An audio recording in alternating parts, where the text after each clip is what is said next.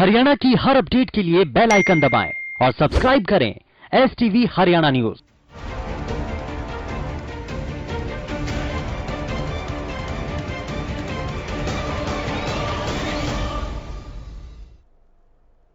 नमस्कार, प्रदेश की सबसे बड़ी चर्चा में आप सभी का स्वागत है। मैं हूं आपके साथ कीर्ति कंसल। देश भर में कोरोना का कहर लगातार जारी है। कोरोना पॉजिटिव मरीजों का आंकड़ा 81,000 को भी पार कर चुका है, जो बेहद ही चौंकाने वाला है। बात अगर प्रदेश में कोरोना के मामलों की करें तो प्रदेश में 800 से ज्यादा मरीज कोरोना के अभी तक सामने आ चुके हैं और ये आंकड़ा लगातार बढ़ता ही जा रहा है। कोरोना से जंग जीतने के लिए देश में लॉकडाउन लगा हुआ है। इस लॉकडाउन में लोगों को परेशानियां तो हुई, लेकिन अब राहत की बात यह है कि प्रदेश में एक बार फिर से रोडवेज ने रफ्तार पकड़ ली है। बसों को शुरू करने के साथ साथ पूरी एहतियात बरती जा रही है। बसों का सैनिटाइजेशन हो रहा है। यात्रियों को हैंड सैनिटाइज कराने के बाद ही बसों में बिठाया जाता है। लोगों की भीड़ ना हो, इसके लिए टिकटों की बुकिंग ऑनलाइन ही की गई है। प्रदेश सरकार ने कहा है कि जरूरत पड़ने और स्थिति अनुसार बस को घटाया और बढ़ाया भी जा सकता है। हालांकि अब देखने वाली बात यह भी होगी कि बसों को शुरू करने से लोगों को राहत ज्यादा मिलती है या फिर इसका खामियाजा लोगों को उठाना पड़ सकता है।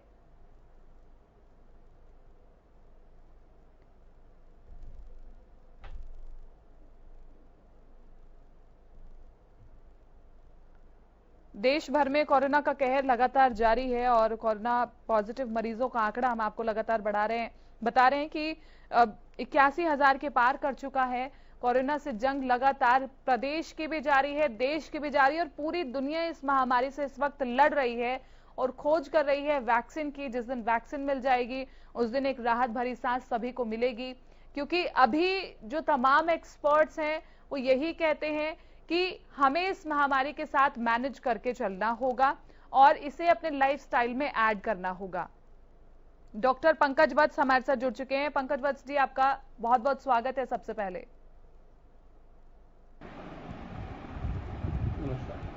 पंकज वत्स जी, क्योंकि आज सरकार ने एक निर्णय लिया है कि रोडवेज की बसों को चलाया जाएगा ताकि लोगों को थोड़ी सुविधाएं मिल सके, लेकिन नतीजा इसका ये हुआ कि बहुत कम लोग बुकिंग कर रहे हैं। तो क्या आपको लगता है कि वाकई लोग जागरूक है, उन्हें लगता है कि अभी कोई यात्रा नहीं करनी चाहिए? तो है, उसके बारे में लोगों को सूचना नहीं है और जो जाने आने वाले लोग हैं उनको भी बुकिंग कैसे की जानी है इसके बारे में भी जानकारी नहीं होगी। लगता है कि रेस्पॉन्स अभी ज्यादा ठीक ना हो, लेकिन आने वाले वक्त में रेस्पॉन्स बढ़ जाएगा। लोग आना जाना शुरू करेंगे, जो सुविधा मिली है तो उसका उपयोग भी लोग करेंगे। और जो इन्होंने शुरू में सिस्टम रखा है कि 30 गाड़ी में पहले होगी, तो ये सारी व्यवस्थाएं इन्होंने सोच के रखा है। स्टेप बाय स्टेप ये चीजों को बढ़ रहे हैं। काफी सारे जिले इसमें कवर हो रहे हैं। केवल बॉर्डर डिस्ट्रिक्ट जो है वो छोड़ी गई है, आपका फरीदाबाद, अपना गुड़गांव, झज्जर और सोनीपत। लेकिन इनके वहां तक पहुंचने के बाद वहां से फिर दूसरे साधनों से लोग आगे इन डिस्ट्रिक्टों में भी आएंगे और दिल्ली तक भी जाएंगे। तो अब जैसे मान लो सिरसा से किसी को आना है तो बड़े आराम से झज्जर के बॉर्डर तक आएगा और वहां से दूसरे किसी व्हीकल या किसी और पर्टिकुलर चीज से वो झज्जर भी आएगा और दिल्ली भी आएगा। इससे मूवमेंट तो बढ़ेंगे, अवश्य बढ़ेंगे। पर क्योंकि पहले ही सरकार ये फैसला कर चुकी है कि कोरोना के साथ जीना है, रहना है, जान भी और जहान भी, तो उस दृष्टि से रखते हुए जो इन्होंने स्टेप लिया है, तो हरियाणा के लोगों की कुछ राहत मिली। तो देखते हैं, पॉजिटिव होना चाहिए। लोगों को 2 गज दूरी और मास्क और ये सारी चीजों की व्यवस्था जो है निरंतर करनी होगी। अभी तक ये नहीं बताया कि बसों में आने वाले लोग नहीं पहनेंगे, तो मास्क भी मैंडेटरी होना चाहिए। मास्क के बारे में भी होना चाहिए। और अभी जैसे ट्रेन बुकिंग के लिए उन्होंने ये कहा है कि ये ट्रेन में जो बैठेंगे उनको जब टिकट बुक करेंगे तो ये भी बताएंगे कि उनका कहाँ जाके वो रहेंगे, कहाँ जाना है, डेस्टिनेशन के एड्रेस भी देना पड़ेगा ताकि जरूरत पड़ने पर कॉन्टेक्ट ट्रेसिंग की जाए। उसी तरह की व्यवस्था हरियाणा सरकार को भी करनी चाहिए कि वो जब बस की बुकिंग करे तो उनमें ये बात भी लिखवाएं कि ये कहाँ पर जाएंगे, ताकि कॉन्टेक्ट ट्रेसिंग बाद में की जा सके अगर आवश्यकता पड़ती है तो। पंकज जी, क्योंकि एक जानकारी लोगों को ये भी नहीं है कि जिस तरह से मान लिया जाए कि करनाल से अंबाला तक की कोई बस चल रही है और अगर कोई यात्री बीच में उतरना चाहता है, कुरुक्षेत्र उतरना चाहता है, तो वो बस नहीं रुकेगी। क्या इस तरह के दिशा निर्देश नहीं लगता सरकार को स्पष्ट रूप से जनता के आगे रखने चाहिए? नहीं, मुझे नहीं लगता कि डेस्टिनेशन के लिए बस उतरेंगे, क्यों नहीं उतरेंगे? वो तो और ज्यादा मुश्किल होगा, और ज्यादा गलत होगा। कि सपोज आपने करनाल से आप जा रहे हैं अम्बाला और आपको नीलोखेड़ी जाना है, तो आप पहले करनाल और वहां जाएंगे, फिर किसी दूसरे साधन से नीलोखेड़ी जाएंगे, तो ये तो अव्यवस्था फैल जाएगी इससे। इसलिए जहां पर ये बस सर्विस शुरू की गई है, वहां उसी तरह की बस सर्विस शुरू होनी चाहिए जैसे पहले बस चलती थी। जो स्टेशन जहां जहां रुकते थे, जहां जहां स्टॉपेज थे, वो सभी लोगों को वो सुविधा मिलनी चाहिए। आपको क्या लगता है कि हरियाणा की स्वास्थ्य सेवा इतनी सक्षम है कि वो इस तरह के रिस्क ले और अभी रोडवेज भी चला दे, ट्रेन भी चला दे, दुकानें भी खोल दे, इतनी सक्षम है रिस्क उठाने के लिए? देखिए, स्वास्थ्य सेवाएं तो मैंने आपको कहा कि पहले ब्रिम पे हैं। मतलब आप कितना कह लेंगे, आप ये देखिएगा कि जो व्यवस्था पहले से है, अचानक अगर उस पर थोड़ा सा तैयारी भी करेंगे तो कितना हो जाएगा। अगर मान लो 10 पेशेंट्स कहीं पर एडमिट हो सकते हैं और वहाँ डॉक्टर एक भी नहीं है, अगर वहाँ बेड 10 की जगह 20 भी कर दी जाए, और डॉक्टर तो अभी भी नहीं है, पहले भी नहीं था, जिले में तो उसकी आवश्यकता है। 40 डॉक्टर्स आपके पास हैं, 500 बेड्स वहाँ पर हैं। अगर 500 के आप 1000 बेड्स भी कर देंगे तो डॉक्टर तो 40 ही रहेंगे ना। तो ऐसे पैरामेडिकल स्टाफ, तो अब सरकार को ये चाहिए कि इसको भी सैंक्शन करें और ऑनलाइन जो है इनको रिक्रूटमेंट जो है सारे पैरामेडिकल मेडिकल स्टाफ की रिक्रूटमेंट करें। और मैं आपके चैनल के माध्यम से पुनः ये बात हरियाणा सरकार के दिमाग में लेके आऊंगा कि वो सुनिश्चित करें कि जितनी भी संस्थाएं हैं वहां पर रहने की व्यवस्था, वहीं पर मकान स्टाफ और पैरामेडिकल स्टाफ को बनाने को वरीयता दें, ताकि भविष्य में स्टाफ वहां रुके और वहां पेशेंटों को 24 घंटे सुविधाएं मिले। देखिए, बीमारी और इमरजेंसी जो है वो समय देखकर नहीं आती, वो 24 घंटे में किसी भी समय आ सकती है। ऐसी स्थिति में वो पीएचसी, सीएचसी पर ये सारी सुविधाएं उपलब्ध होनी चाहिए। अब अधिकतर पीएचसी में स्टाफ जो है वो डिस्ट्रिक्ट हेडक्वार्टर से आता है, इसलिए वहां पर वो घंटा, 2 घंटा, 4 घंटा, कहीं पर फरलो, कहीं पर और कुछ, कि वहीं पे रहने की व्यवस्था अगर उसकी अच्छे से हो जाएगी, पैरामेडिकल मेडिकल स्टाफ को अस्पताल में ही प्रॉपर अगर मकान मिलेंगे तो उसमें वो अच्छे तरीके से वहां के लोगों की सेवा कर सकेगा। इसलिए टॉप प्रायोरिटी पर इनको बजट अलॉट करके इसको बढ़ाना चाहिए, जो सेवाएं देने को बढ़ाना चाहिए, तभी स्वास्थ्य सेवाओं का स्तर बढ़ पाएगा। ठीक है पंकज वत्स जी, वैसे हम पल पल की अपडेट दे रहे हैं प्रदेश में जनता को कि कोरोना का आंकड़ा आखिरकार प्रदेश में चल क्या रहा है, लेकिन आपकी भाषा में किस रेशियो पर इस वक्त प्रदेश में कोरोना अपने आप को रिप्रेजेंट कर रहा है? देखिए, मुझे लगता है कि हरियाणा सरकार की प्रायोरिटी है कि उनको सारी चीजें खोलनी है। काफी इंडस्ट्रीज हैं, बाहर से विदेश से भी इंडस्ट्रीज आने की आशाएं हैं, तो इसलिए यहाँ पर जो रिपोर्ट्स, जो आंकड़े आ रहे हैं, कहीं ऐसा ना हो कि वो वास्तुस्थिति से थोड़ा परे हो। इसके बारे में सोचने की आवश्यकता है, क्योंकि बाहर में पढ़ते हैं तो अलग आंकड़े कई बार आते हैं अचानक, और जब उसको देखते हैं टोटल ऑफिशियल वेबसाइट पे, तो वहां जाके वो आंकड़े ऊपर तक उतने नहीं आ पाते हैं। तो ये सोचने की बात है। अगर आंकड़े बढ़ रहे हैं और जो वास्तुस्थिति जब उसमें दिखाई दे रही है तो वो बहुत कम है, अगर ऐसी स्थिति है तो इसका मतलब हरियाणा बहुत बेहतर पोजीशन में है। अचानक से जो जी अब जैसे 818 पेशेंट दिखा रहे हैं, यानी 18 और 25 पेशेंट पूरे हरियाणा में बढ़े हुए दिखाई दे रहे हैं, 25 पेशेंट बढ़े हैं। अब पूरे चारों डिस्ट्रिक्ट में इस तरह का संक्रमण है, और अब तो सभी एक किस्म से खोल ही दिया है, जब उन्होंने कहा है कि ट्रक भी जाएंगे, एसेंशियल नॉन एसेंशियल गुड्स भी जाएंगे, और उसके बाद स्टाफ भी जाएगा, 30 मिनट में ही पास देंगे। तो ये सारी व्यवस्थाओं को देखने के बाद ये आवागमन इन चारों बॉर्डर डिस्ट्रिक्ट बढ़ने वाला है, और ये बढ़ने वाला है तो इसके कारण जो है वो दिक्कत भी बढ़ने वाली है। अभी ये आंकड़े अगर ईमानदारी से आंकड़े देखते हैं, अगर ईमानदार आंकड़े हैं ये, तो हरियाणा की स्थिति जो और जो पॉजिटिव केसेस हैं वो भी कम है, ठीक होने के जो पेशेंट्स हैं वो ज्यादा हैं, इसलिए हरियाणा की स्थिति उस हिसाब से तो बेहतर है। ठीक है, अगर हम उस हिसाब से तो बेहतर है। केंद्र सरकार की बात करें तो केंद्र सरकार ने भी कई मुख्य योजनाओं का अनाउंसमेंट की है। पिछले 2 दिन से अनाउंसमेंट हो रही है मजदूरों के लिए, किसानों के लिए, एमएसएमई के लिए। उस पर आपका क्या रिएक्शन है? देखिए, अब जब दोबारा से पटरी पर लाना है तो सब कुछ लॉकडाउन हुआ है तो बहुत सारे लोगों को वित्तीय संकट का सामना करना पड़ा, लोगों को अपने स्थान छोड़ने पड़े, प्रवासी मजदूर अपने अपने प्रदेशों में जा रहे हैं, फैक्ट्रियां बंद हो गई और अगले 2-3 महीने में उन्हें इस सिस्टम को पटरी पर लाने में भी बहुत दिक्कतें, बहुत प्रॉब्लम्स आएंगी, क्योंकि बहुत सारी तरह की रिस्ट्रिक्शंस अभी भी हैं। तो अभी 2-3-4 महीने इसमें और लगेंगे। तो इस दौरान जो परेशानियां, तो उसका कहीं ना कहीं प्रतिपूर्ति करने के लिए, निराकरण करने के लिए उन समस्याओं का, उन परेशानियों को सरकार ने इस तरह राहत दी है। मैं आशा करता हूं कि भगवान जिस तरह से सरकार की मंशा है कि ये अंतिम छोर तक पहुंचे, मैं आशा करता हूं कि ये अंतिम छोर तक ये लाभ पहुंचेगा। इसके बारे में लोग कम से कम कोरोना के पीरियड में तो अपने कर्म अच्छे रखेंगे।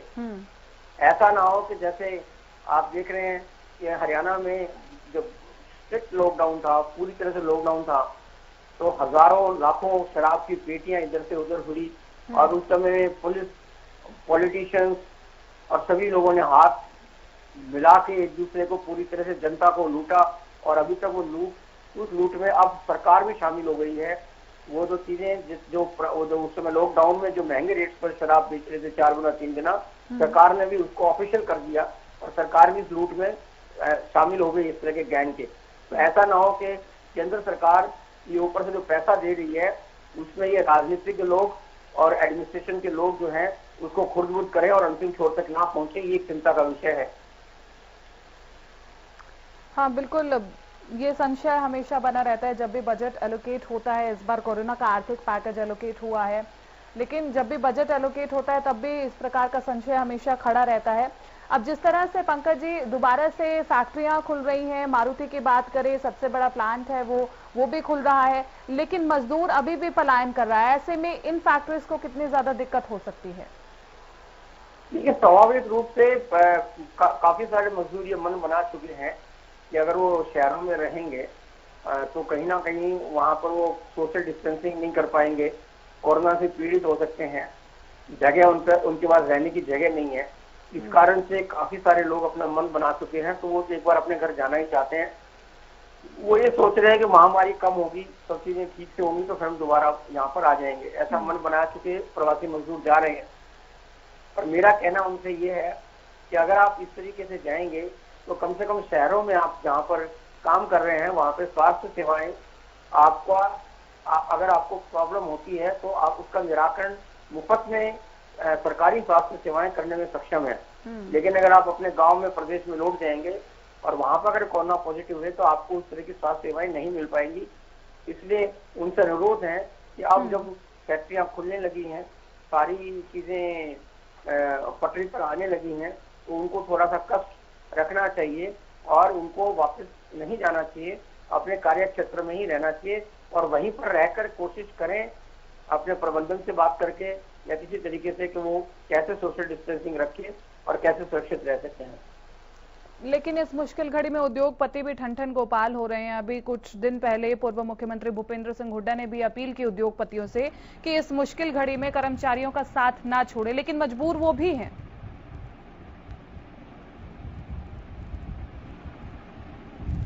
देखिए, ये इन्वेस्टमेंट है।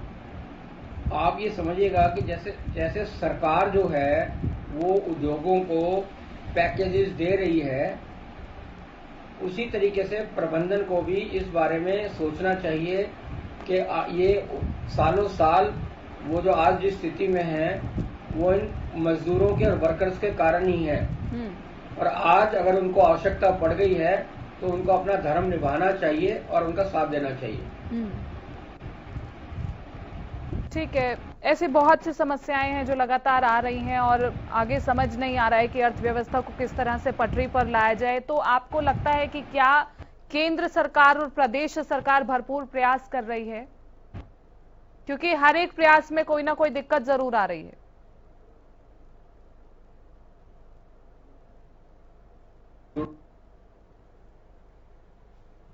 तो टोटली डिपेंड, वो कुछ भी नहीं कर सकता है फिर, लेकिन थोड़ा दिन और फिर बाद में वो इंटरडिपेंडेंट हो जाते हैं, एक से दूसरे पर सरोकार होता है, उसके बगैर गुजारा नहीं चलता। इसी तरीके से सरकार, इंडस्ट्रीज और जनता, वो सारे के सारे इंटरडिपेंडेंट है, एक दूसरे पर आधारित है। अर्थव्यवस्था भी इसी तरीके से एक दूसरे पर आधारित है, इसलिए सब में समन्वय होना अति आवश्यक है।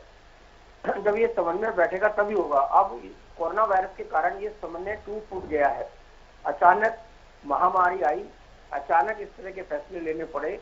अब धीरे धीरे उनको वापसी की दौर में ले जा रहे हैं। सरकार भी पूरी तरह प्रयासरत है। अब सोचने की बारी है इंडस्ट्रियलिस्टों की कि उनको इस समय में अपने लाभ के प्रति ज्यादा जागरूक नहीं होना चाहिए। उनको ये देखना चाहिए कि उनके वर्कर जिनके आधार पर आज वो इतने बड़े इंडस्ट्रीज बने बैठे हैं, उनके लिए उनका धर्म क्या है। ऐसे में उनको अपना धर्म निभाना चाहिए, नहीं कि अपने व्यवसाय को अति लाभ की दृष्टि से देखें। केंद्र सरकार एक और चीज पर ज्यादा जोर दे रही है, स्वदेशी पर ज्यादा जोर दे रही है और कह रही है लोकल से वोकल। आपको लगता है कि क्या इस तरह की मुहिम से भारत, वैसे भी भारत का पूरे विश्व में डंका बजता है, लेकिन इस तरह की मुहिम से क्या लगता है कि भारत आगे और ज्यादा बढ़ने वाला है? देखिए, उनका ये कहना है कि लोकल को वोकल, यानी अब आप देखिएगा कि जब आप अपने देश में बने हुए जूते पहन सकते हैं और उसके कारण आपकी इकोनॉमी को बेनिफिट होगा, तो ऐसे में आप क्यों विदेशी जूते पहने। आप विदेशों से सिर्फ वही चीजें खरीदें जो आपके देश में नहीं बनती हैं और जिनके बगैर आपका काम नहीं चलेगा। इसी तरह की टेक्नोलॉजी अगर विदेश में होती है उसको लेना चाहिए। अब ये कोरोना के समय में जब सारा जैसे ट्रांसपोर्ट बंद हो गया, सारी व्यवस्थाएं इधर से उधर हो गई, तो ऐसे में सबसे ज्यादा जरूरत ये महसूस की गई कि अगर स्थानीय स्तर पर इस तरह की व्यवस्था होती तो इतना बड़ा क्राइसिस नहीं आता। लेकिन अब क्योंकि इस तरह की चेन हमने मेंटेन नहीं की है, स्थानीय स्तर पर बनी हुई चीजों को प्रायोरिटी नहीं दी है, वो जब ध्यान में आई है तो प्रधानमंत्री जी ने कहा है कि हमें इस तरह की व्यवस्था देखनी चाहिए ताकि स्थानीय इकाइयों का लाभ स्थानीय लोगों को अधिक मिले, ताकि ऐसी डिजास्टर आता है तो पुनः उनको दूसरे प्रदेशों की तरफ या दूसरे देशों की तरफ नहीं देखना पड़े। डिजिटल मार्केटिंग पर भी काफी ज्यादा जोर दिया गया। केंद्र सरकार की जो कॉन्फ्रेंस हुई थी उस संबोधन में, तो डिजिटल मार्केटिंग को भी बल मिल सकता है आने वाले समय में। ये स्वाभाविक रूप है, आने वाला समय जो है वो डिजिटलाइजेशन का ही है और इसमें फायदा भी है। आप देख सकते हैं कि जब से ये ऑनलाइन सिस्टम्स किए हैं, बहुत सारी चीजें, बहुत सारी व्यवस्थाएं की हैं, उससे बहुत सारा करप्शन कम हुआ है। ठीक है, अभी भी तो इसलिए डिजिटलाइजेशन की तरफ जाना होगा।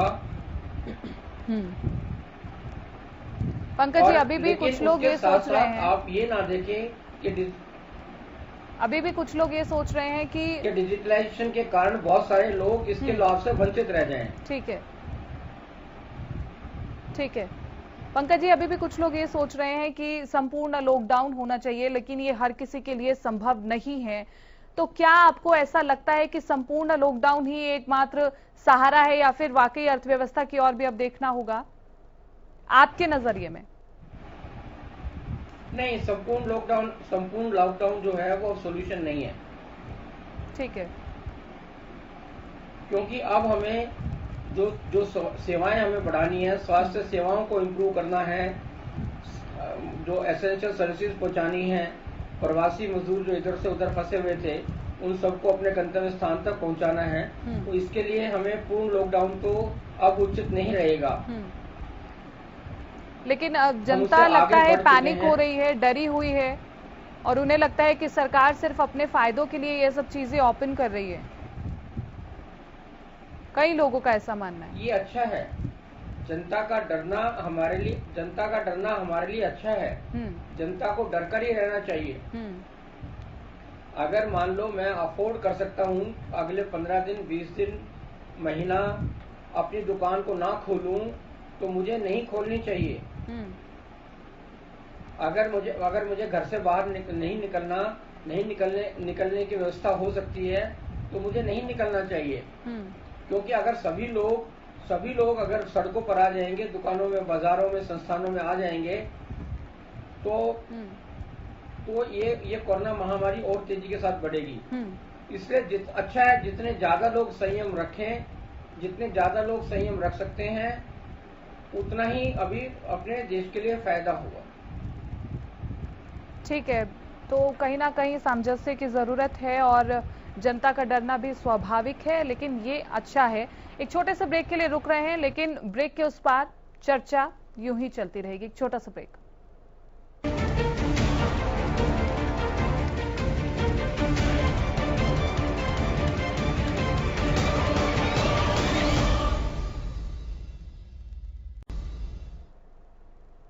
ब्रेक के बाद आप सभी का स्वागत है। बात कर रहे हैं कोरोना में जो जंग बढ़ती जा रही है उसको किस तरह से काबू किया जा सके। हमारे साथ हमारे गेस्ट पंकज वत्स बने हुए हैं। अभी सबसे पहले हम रुख करेंगे बहादुरगढ़ का। प्रवीण धनखड़ हमारे संवाददाता लाइव हमारे साथ वहां से जुड़े हुए हैं। प्रवीण धनखड़, बहादुरगढ़ में इस वक्त क्या नजारा है और लोग किस प्रकार से लॉकडाउन का पालन कर रहे हैं, तस्वीरें दिखाइए।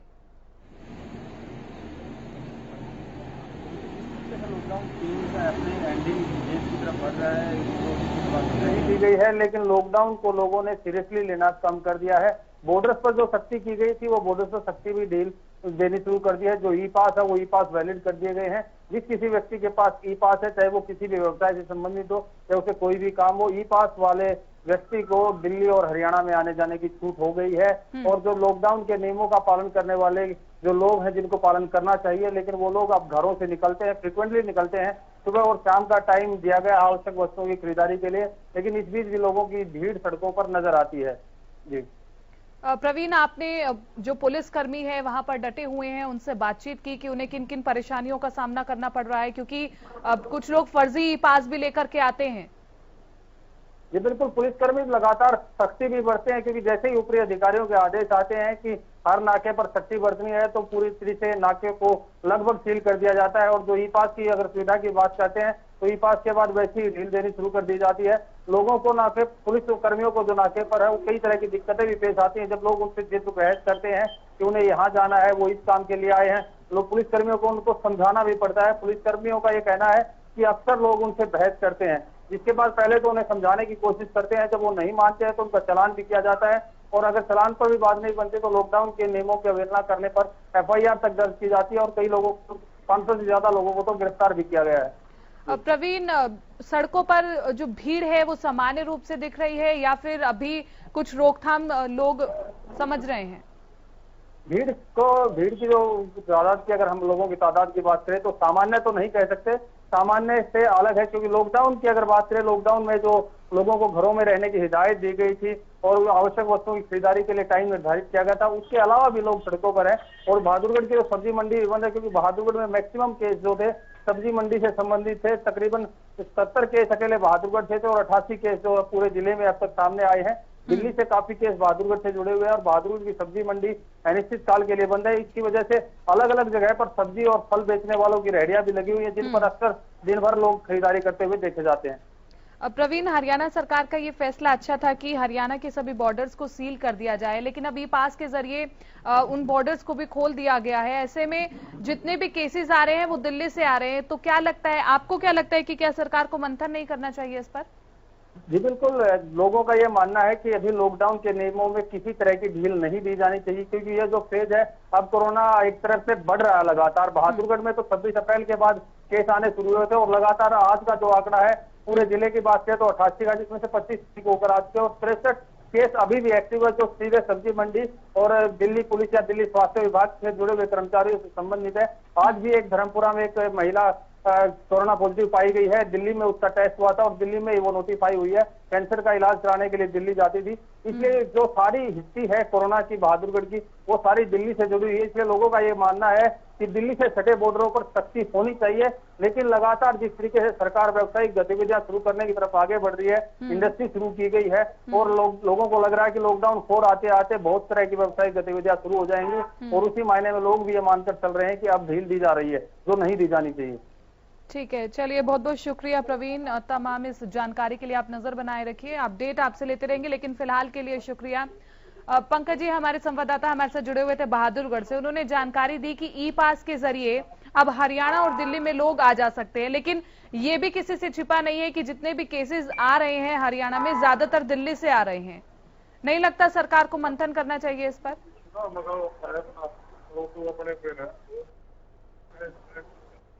था, लेकिन ये दिल्ली हाई कोर्ट के आदेश के कारण ऐसा करना पड़ा। दिल्ली हाई कोर्ट में रिट पिटीशन डाली थी किसी ने और दिल्ली हाई कोर्ट के दबाव में जो है सरकार को ये फैसला करना पड़ा। ठीक है, लेकिन इसका खामियाजा जो सप्लाई है। पंकज जी मैंने आपसे सवाल कुछ दिन पहले भी पूछा था, लेकिन आज मैं फिर से सवाल पूछ रही हूँ क्योंकि दर्शकों के मन में अब हर दिन यही सवाल आता है कि भारत का इस वक्त क्या स्टेटस है वैक्सीन को लेकर के। देखिए, वैक्सीन के बारे में अब सभी लोगों की यही जानकारी है कि प्रयास जारी हैं, लेकिन साल के अंत तक या अगले साल की शुरुआत तक ही ये वैक्सीन कमर्शियल लेवल पर उपलब्ध होगी। ठीक है पंकज जी, और आप देखिएगा कि अभी प्राइवेट लैब्स में टेस्ट की परमिशन दे दी गई, लेकिन उसकी कॉस्ट जो है वो 4,500 रुपये रखी गई है। तो आप देख रहे हैं कि कितने लोग ऐसे हैं जो प्राइवेट लैब में जाके अपना टेस्ट करा रहे हैं। यह आंकड़ा नगण्य के बराबर है। तो इसी तरीके से अगर वैक्सीन भी आएगी तो ये डिपेंड करेगा कि वैक्सीन की कॉस्ट क्या होगी, क्या सरकार अपने लेवल पे उस वैक्सीन को लगाएगी या लोगों को अपने पैसे से लगवाना पड़ेगा, कमर्शियल लेवल पे कितनी वैक्सीन उपलब्ध हो पाएगी। 130 करोड़ लोगों को वैक्सीनेट करना कोई आसान काम नहीं होगा। बिल्कुल, ये एक बड़ी जिम्मेदारी होगी सरकार की कि हर किसी को ये वैक्सीनाइज्ड किया जाए ताकि इस महामारी से बचा जा सके। जिस तरह से दिन लगातार बीतते जा रहे हैं, हर एक दिन बहुत ज्यादा मुश्किल प्रतीत हो रहा है। अचानक से कल मौसम भी बदला, दिल्ली में कल ओले पड़े, ये किस वजह से हो रहा है और इसका महामारी पर क्या असर पड़ सकता है? देखिए, जो पर्यावरण में जो पोल्यूशन खत्म हो रहा है, ओजोन लेयर में भी कुछ चेंजेस आए हैं, तो प्रकृति भी अपने रूप को परिवर्तित कर रही है। बहुत सालों के बाद जो है इस तरह की स्थिति आई है जब पोल्यूशन लेवल नहीं है, और अभी जो है मानसून भी हिंदुस्तान में दस्तक दे चुका है। जहां तक इस बीमारी का संबंध है, अगर हम ये माने कि हाई टेम्परेचर के कारण इस वायरस पर कोई प्रभाव होता और उसके कारण इसका फैलाव रुकता, तो स्वाभाविक रूप से अगर बारिश हो रही है और मौसम इस तरह का हो रहा है तो उसमें रुकावट जरूर आएगी। पंकज जी, ऐसा लगता है कि ये एनालिसिस भी जरूर हो रहे होंगे कि इस लॉकडाउन से प्रकृति पर क्या असर पड़ रहा है, क्योंकि खबरें आ रही है नदियां साफ हो रही हैं, जिनके लिए बड़ी बड़ी मुहिम शुरू की गई थी, नदियां अब अपने आप से साफ हो रही हैं, फैक्ट्रीज बंद हैं क्योंकि, और प्रकृति में भी खासा असर देखने को मिल रहा है, ओजोन लेयर हमारी रिपेयर हो रही है।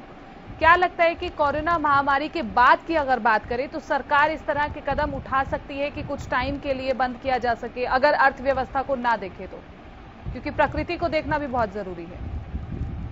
देखिए ये हमारे लिए बहुत जरूरी है कि हम कोरोना के दौर में जो प्रकृति में जो परिवर्तन आ रहे हैं उनका सही से अध्ययन करें और उसके बाद उसको बचाए रखने के लिए जो व्यवस्थाएं की जानी है उसकी तरफ दिशा निर्देश करें। आप देखिएगा जैसे ऑनलाइन जो पढ़ाई हो रही है, अब किताबें ऑनलाइन हो रही हैं, जो स्टडी मटेरियल है ऑनलाइन हो रहा है। अगर इसी व्यवस्था को और बेहतर तरीके से जन जन तक पहुंचाया जाए तो आप सोच सकते हैं कितने पेड़ों की जिंदगियां बचेंगी, बिल्कुल, कितने पेड़ कटने से बच जाएंगे, क्योंकि पेपर जो बनता है वो पेड़ों के कटने से बनता है। तो ऐसे में लाखों करोड़ों पेड़ बचेंगे, प्रकृति पर उसका प्रभाव पड़ेगा। अब जो डिजिटलाइजेशन हो रहा है, ऑनलाइन पेमेंट्स हो रही है, पेपरलेस काम हो रहा है, स्वाभाविक रूप से उसका फायदा बहुत होगा। अब ये मोमेंट्स कम हो रहे हैं, घर से काम करने की सुविधा मिल रही है, उसके कारण पेट्रोल की कंजप्शन कम होगी तो पोल्यूशन भी कम रहेगा। तो इस सारे का प्रॉपर तरीके से अध्ययन करके और जिन जिन चीजों में सरकार समय रहते कुछ फैसले कर सकती है उनको फैसले करने चाहिए, ताकि ऐसा ना हो कि लॉकडाउन खुलते ही हम पुराने स्तर पर पोल्यूशन के पुराने स्तर पर पहुंचे, नदियों के पुराने पोल्यूशन के पुराने स्तर पर पहुंचे। इसके बारे में भी सरकार को और समाज को गंभीरता से चिंतन करना चाहिए, मनन करना चाहिए और जरूरी आवश्यक जो है वो स्टेप्स लिए जाने चाहिए। ठीक है, राजा पटेल हमारे संवाददाता हमारे साथ लाइव जुड़ चुके हैं। राजा पटेल, इस वक्त आप कहां पर मौजूद हैं और क्या हाल है वहां पर? जी बिल्कुल, देखिए इस वक्त हम फरीदाबाद के एनआईटी विधानसभा में मौजूद है। जिस तरीके से सोशल डिस्टेंसिंग की बात करें, फिर लॉकडाउन की साफ तौर पर किस तरीके से धज्जियां उड़ाई जा रही है, मैं आपको दिखाना चाहूंगा। हालांकि हम रोड के इस पार खड़े, पर आप देखिए किस तरीके से जो ट्रैफिक है काफी ज्यादा है। मैं आपको दिखाना चाहूंगा कि किस तरीके से यहाँ पर देखिए लोग बाग कहीं ना कहीं साफ तौर पर लॉकडाउन का उल्लंघन कर रहे हैं। लग ही नहीं रहा फरीदाबाद में कि लॉकडाउन यहाँ पर लगा हुआ है। पर जिस तरीके से प्रशासनिक अधिकारियों की बात करें, लगातार उनसे भी हमने बात की, उन्होंने साफ तौर पर यही कहा कि लोगों को हम समझाने की कोशिश कर रहे हैं, पर लोग मानने को तैयार नहीं है। साफ तौर पर जिस तरीके से लॉकडाउन चौथे चरण में है और लॉकडाउन 4 का जिस तरीके से शुरुआत नाकाम अभी तक साबित होता हुआ नजर आ रहा है लॉकडाउन। जी ठीक है, आप वहां आसपास के जो लोग मौजूद हैं उनसे बात कर पाएंगे कि आखिरकार किस वजह से वो घर से बाहर निकले हैं, क्या मजबूरी है? जी बिल्कुल, देखिए मैं आपको बता दूं, जो लोग यहाँ पर खड़े हैं कहीं ना कहीं हम इनसे बात करेंगे। साफ तौर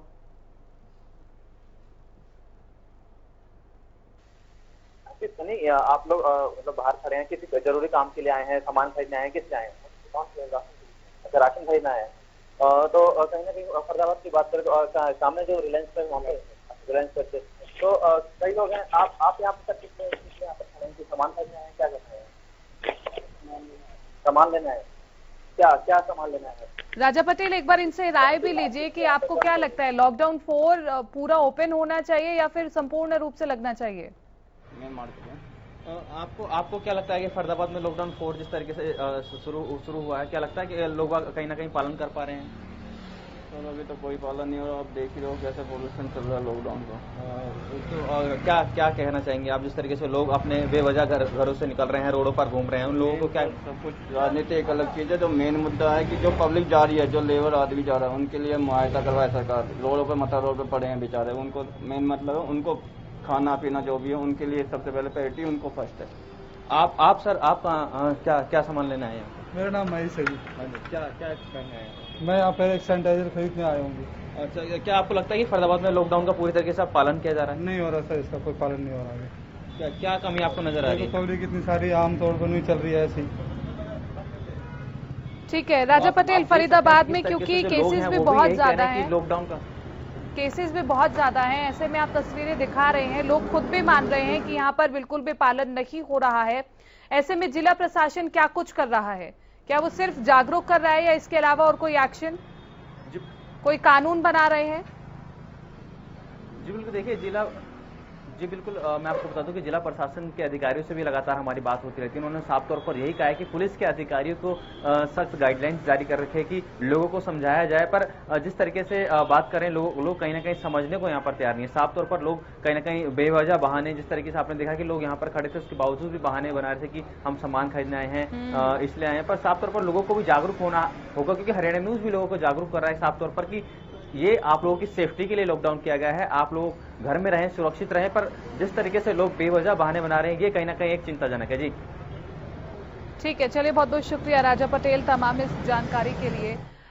तो जिस तरह से हमने फरीदाबाद की भी तस्वीर देखी, वहां पर भी लोग लॉकडाउन का पालन नहीं कर रहे हैं और क्योंकि आज हर किसी के पास यही बहाना है कि कोई जरूरी काम के लिए हम बाहर आए हैं, चाहे वो काम हो भी या ना हो, लेकिन ये समझना होगा लोगों को कि उनकी सुरक्षा उन्हीं के हाथ में है। पंकज जी, मैं आपके पास आना चाहूंगी।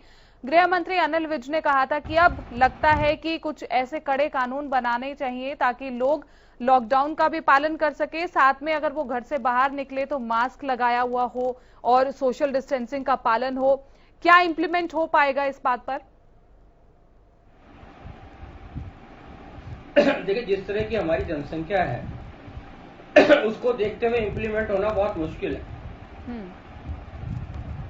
आप देखिएगा जो इंडस्ट्रियल जोन्स हैं वहां पर किस तरीके से भीड़ इकट्ठी होती है।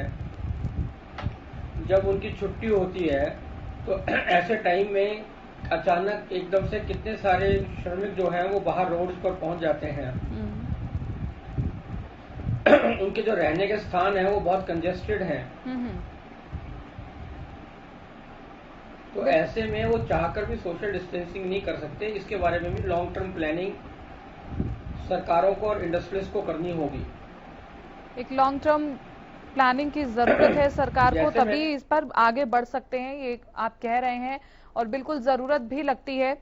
पंकज वत्स जी, क्योंकि बहुत सारे लक्षण ऐसे भी हैं जो कोरोना में दिखाई नहीं पड़ते हैं, उससे किस प्रकार से अवगत कराया जाए जनता को? देखिए, बिल्कुल आपकी बात ठीक है। 70 से 80% लोग ऐसे हैं जिनमें संक्रमण के लक्षण नहीं आते हैं। यानी आदमी तो संक्रमित हो जाता है कोरोना से, लेकिन उसके शरीर के अंदर प्रतिरोधक शक्ति होने के नाते उसके लक्षण नहीं उभर कर आते हैं। लेकिन वह व्यक्ति खुद तो सुरक्षित है, लेकिन दूसरे की सुरक्षा को तार तार कर सकता है, दूसरे को नुकसान पहुंचा सकता है। जिसके कारण जिस संक्रमण के कारण उसमें लक्षण नहीं आ रहे, लेकिन वही वायरस अगर उसके माध्यम से दूसरे को संक्रमित करता है तो दूसरे संक्रमित व्यक्ति में वो भी लक्षण नहीं आएंगे, ऐसा नहीं है। वो डिपेंड करेगा कि वो उस व्यक्ति की प्रतिरोधक शक्ति, रोग प्रतिरोधक शक्ति कितनी है, उसको और अधिक बीमारी तो है नहीं या दूसरी बीमारियां तो साथ में नहीं है, और उसकी उम्र कितनी है। इन सब चीजों का प्रभाव जो है उनको देखते हुए ये लक्षण जो है वो आएंगे। इसलिए हम कोरोना कैरियर, कोरोना संक्रमित लक्षण वाले और कोरोना कैरियर जो बिना लक्षण वाले हैं उनके बारे में आम व्यक्ति पहचान सीधे सीधे नहीं कर पाएगा। दूसरा, आज ये क्वारंटाइन 14 दिन के जो क्वारंटाइन करते हैं, आइसोलेशन में कर देते हैं, तो बहुत सारे लोग हैं जो लक्षण आने के बावजूद भी उसको डिस्क्लोज नहीं करते, उसको बताते नहीं है, उसको दर्शाते नहीं है। तो ऐसे में वो भी दूसरे लोगों को संक्रमित कर सकते हैं, ऐसी भी संभावना है। इसीलिए हम बार बार ये कह रहे हैं कि आप ये मान के चलिएगा कि जिस भी व्यक्ति के कांटेक्ट में आ रहे हैं वो कहीं ना कहीं कोरोना संक्रमित या कोरोना का कैरियर हो सकता है। तो इसीलिए 2 गज की दूरी बनाएंगे हम सब इसको अपनी मजबूरी। ठीक जब है। भी किसी के संबंध में आएंगे, घर से बाहर जाएंगे, अपना मास्क अवश्य लगाएंगे, बार बार सैनिटाइजर का और हैंड वॉश करेंगे, इसको जीवन का नियम बनाएंगे। पंकज जी, जिस तरह से सरकार ने कहा है कि 1 नेशन 1 राशन कार्ड के आधार पर अब जो मजदूर हैं वो देश के किसी भी कोने पर से अपने उस राशन कार्ड पर से राशन ले सकते हैं, क्या इस बात को सुनकर के अब प्रवासी मजदूरों को रुक नहीं जाना चाहिए जहां वो हैं? नहीं, ये एक सुविधा तो सरकार ने पहले से, सरकार का प्लान था, और ये अभी भी जो है वो मार्च 2021 तक होगा, लागू होगा। इसमें सुविधा ये है कि वो मजदूर अगर मान लो यहाँ घर अपने गांव जाता है तो वहां पर भी वो सुविधा मिलेगी, और अगर वो कहीं शहरों में काम करता है तो वहां पर भी उसको सुविधा मिलेगी। तो इसके कारण मजदूरों के उसमें कोई फर्क नहीं पड़ेगा। इसमें कुछ प्रदेशों में ये सुविधा उपलब्ध है और कुछ प्रदेशों में सुविधा उपलब्ध नहीं थी। अब सरकार ने पहले से लिए गए निर्णय अनुसार 21 मार्च तक इसको सुनिश्चित कराने का फैसला लिया है। ठीक है। एमएसएमई सेक्टर्स में जो बदलाव किए गए हैं उससे अर्थव्यवस्था पटरी पर आएगी? स्वाभाविक रूप से जब इतना पैसा, इतनी लिक्विडिटी, इतने बेनिफिट्स जब सिस्टम में आएंगे तो कहीं ना कहीं उसका लाभ जो है वो डायरेक्टली इनडायरेक्टली समाज को मिलेगा। पर वही चिंता की बात यह है कि ये किसी तरीके से सुनिश्चित होना चाहिए कि ये लाभ अंतिम छोर तक पहुंचे। कई बार ऐसा देखा गया है कि रिजर्व बैंक जो है वो बहुत सारी फैसिलिटीज देता है, लेकिन बैंक्स उसको अपने पास रख लेते हैं और आगे जनता तक नहीं पहुंचाते हैं। इसी तरीके से अगर ये पैकेज और बेनिफिट्स दिए हैं तो कहीं ऐसे नहीं है कि बीच के लोग इसको आगे अंतिम छोर तक ना पहुंचने दें। इसके बारे में भी सरकार को कड़े नियम बनाने चाहिए और सुनिश्चित करना चाहिए। पंकज जी, आने वाले दिन में क्योंकि आज भी प्रेस कॉन्फ्रेंस होगी, आपको क्या लगता है कि हेल्थ सेक्टर्स में काफी ज्यादा बड़े ऐलान करने की जरूरत है अभी भी? देखिए, मैंने आपको कहा कि जितना बड़ा पैकेज इन्होंने एमएसएमई को दिया है उतने ही बड़े पैकेज की आवश्यकता स्वास्थ्य विभाग के लिए है। और अगर इस क्राइसिस के समय में भी अगर इस तरह के पैकेज सरकार नहीं देगी तो कब देगी? ठीक है। विपक्ष ये भी कह रहा है कि जो योजनाएं संबोधन में कही गई हैं वो पहले से ही शामिल थी, जिन्हें 20 लाख करोड़ में जोड़ करके बताया गया है। ये विपक्ष कह रहा है। हाँ, ये बात तो सब प्रधानमंत्री ने भी कहा है कि जो पिछले अभी तक लॉकडाउन फर्स्ट सेकेंड में जो दिए गए थे पैकेजेस वो भी इसमें शामिल है। सब मिलाकर ये पैकेज दिया गया है।